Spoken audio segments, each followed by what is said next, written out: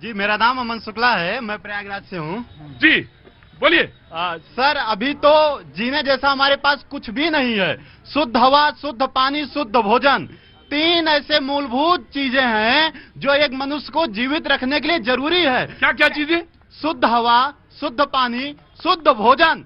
अभी मैं देख रहा हूँ गोरखपुर में चना मिलावटी, सरकार ने आंकड़ा दे दिया कि भाई अंडे सारे मिलावटी आ रहे हैं। आप जो रोटी तोड़ रहे हैं वो भी मिलावटी है। देखिए, दोनों चीजें बताइएगा। अंडे मिलावटी, लेकिन क्लैरिफिकेशन वहां से भी है, लेकिन आप अपनी बात शुद्ध रूप से बोलिए, उसमें कोई मिलावट मत करिए। मैं हाँ, चीजों पे मिलावट हो रही, लेकिन आप शुद्ध रूप से अपनी बात पे बोलिए। हाँ जी। शुद्ध रूप यही है कि क्या कांग्रेसी क्या भाजपाई, सभी को इस मुद्दे पर बोलना होगा। क्या हिंदू क्या मुस्लिम, शुद्ध हवा किसको नहीं चाहिए, शुद्ध पानी किसे नहीं चाहिए, शुद्ध भोजन किसे नहीं चाहिए। और वर्तमान जो विकास का मॉडल है, जब से आजाद भारत हुआ और आज तक हम जिस नाव में बैठे हैं वो नाव ही जड़ है। फिर आपको विचार करना होगा, विकास का मॉडल ही हमारा गड़बड़ है। जब तक प्रकृति केंद्रित विकास की बातें नहीं होंगी, जब तक प्रकृति केंद्रित व्यवस्था की बात नहीं होगी, जब तक प्रकृति संवाद नहीं होगा, जब तक प्रकृति बोध नहीं होगा, जब तक युवाओं में यमुना के और गंगा के और ब्रह्मपुत्र के प्रति प्रेम पैदा नहीं होगा, तब तक ये समस्याएं आपके सामने मंडराती रहेंगी। पूरे भारत की यात्रा कर लीजिए, मैंने किया है यात्रा और ईमानदारी से बता रहा हूं, कोई भी नदी अपने उद्गम स्थल से केवल 10 किलोमीटर तक शुद्ध बची हो तो आप कह सकते हैं, बाकी सारी नदियों का पानी आप उठाकर अपने हाथ से पी नहीं सकते। किसी को पर आरोप नहीं लगाना है कि ये सरकार गलत है या वो गलत है, हमारी व्यवस्था ही गलत हो गई है। आज सभी व्यक्ति जूझ रहे हैं, हर व्यक्ति शारीरिक और मानसिक रूप से चिंतित है, सबके शरीर में तनाव, शरीर में कष्ट है रोगों के कारण, मन में तनाव है इस व्यवस्था के कारण। करिएगा क्या भाई, हर व्यक्ति सुसाइड की ओर जा रहा है। आपका व्यवस्था सुपर फ्लॉप व्यवस्था हो गया है यहाँ। राइट। और कॉन्ट्रडिक्शन देखिए दादा, कॉन्ट्रडिक्शन देखिए कि ये वो मुल्क है जिसने सबसे ज्यादा प्रकृति के बारे में सोचा, जिसका पहला मंत्र ऋग्वेद की पहली ऋचा अगर होगी, ऋचा उसे कहते हैं, समझ लो जैसे श्लोक, वो पहला श्लोक अगर कुरान शरीफ के मार्फत बात करें तो आयत, तो वो पहली अगर ऋचा होगी तो वो प्रकृति को समर्पित होगी। ये कॉन्ट्रडिक्शन है। हम कहां से चले, कैसे चले, उन मूलभूत तत्वों को सोचना होगा। एक ऋषि है, एक ऋचा उसके नाम पर समर्पित, या वो समर्पित करता है एक ऋचा राष्ट्र को, इस देश को, इस समाज को। लेकिन हमको यकीनन, मैं बहुत अच्छा बोला, क्या नाम है आपका भाई साहब? अमन शुक्ला, प्रयागराज से। प्रयागराज का आदमी ही चिंतन कर सकता है। वो आप तो ऐसी जगह के हैं, दो नदी तो दिखती है, तीसरी नदी आप बताते हैं, हम लोग मानते हैं। मानना पड़ेगा। अरे हाँ, मान भैया, इलाहाबाद का आदमी है तो कह देता, हम मान लेते हैं। दिखता नहीं है, नदी दिखती नहीं है, लेकिन हम मानते हैं क्योंकि वो अंतस है, वो अंदर बह रही है, वो ज्ञान है।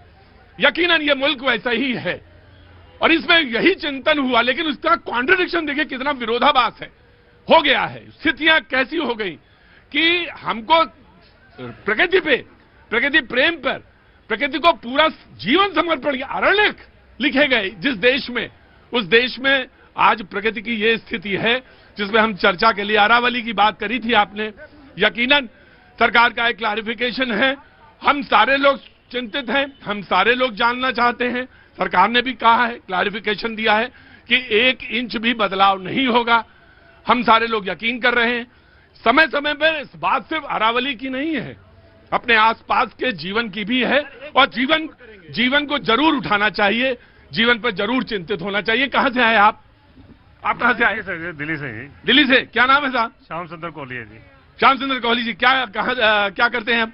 सर मैं अभी तो रिटायर हूँ। रिटायर हो गए? आगे आइए ना सर थोड़ा। हाँ जी सर रिटायर हूँ मैं जी। रिटायर हैं? कहाँ से रिटायर हुए? सर अपना प्राइवेट काम था। अब रिटायर हो गए, बच्चे सब सेटल हो गए? बिल्कुल सेट, टनाटन से। सर समाज अब टनाटन हो गया, तो अब समाज के लिए टनाटन करिए अब आप। सर कर रहे हैं और देख रहे हैं, तभी आज मैं 5वीं छठी बार आपके पास आया हूँ जी। जी बिल्कुल, मैं मेरे पास आए या ना आए, आपको फोटो देखते हैं वहाँ पर टीवी में, लेकिन आज टाइम मैंने कहा निकालना है और सबसे पहले आप पहुँचना है। सर बहुत बहुत शुक्रिया, लेकिन मैं एक बात कहना चाहता हूँ, मेरे पास आने की जरूरत नहीं है। आप अगर श्रीनगर में रहते हैं, मैं जो आज चिल्ला की, हाँ चिल्ले कलान का शुरुआत हुई, आज पहला दिन था, कल पहला दिन था, बर्फ गिरी और बड़ा शुभ माना जाता है कि अगर चिल्ले कलान में पहले दिन बर्फ गिर जाए तो बर्फ गिरने की आगे अच्छी ये रहती है। क्योंकि जन्नत है कश्मीर हमारा, इस देश का, इस दुनिया का।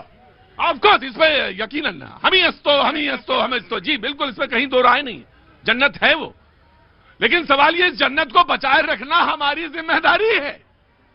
और सिर्फ यही नहीं, जंगल हमारे लंग्स हैं, तो वो जंगलों को क्या हो रहा है, पर्यावरण पे क्या हो रहा है, ये मौसम, ये फिजा, ये सब आप हम सारे लोग जानते हैं। चिंतित है ना आप भी? बाबूजी इधर देखिए मेरी तरफ, चिंतित है ना? क्या नाम है?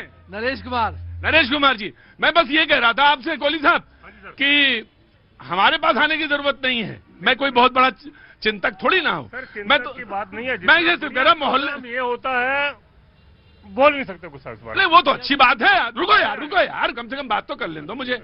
कोहली साहब आए हैं 4 बार 5 बार, एक बार तो बात कर लें कम से कम। आज ही बात हो रही है जी। हम तो पहली बार आए हैं। कई लोग 3 घंटे से आपका इंतजार कर रहे हैं प्रोग्राम देखने। क्या नाम है भैया? फरीदाबाद, चंद्रपाल किरण।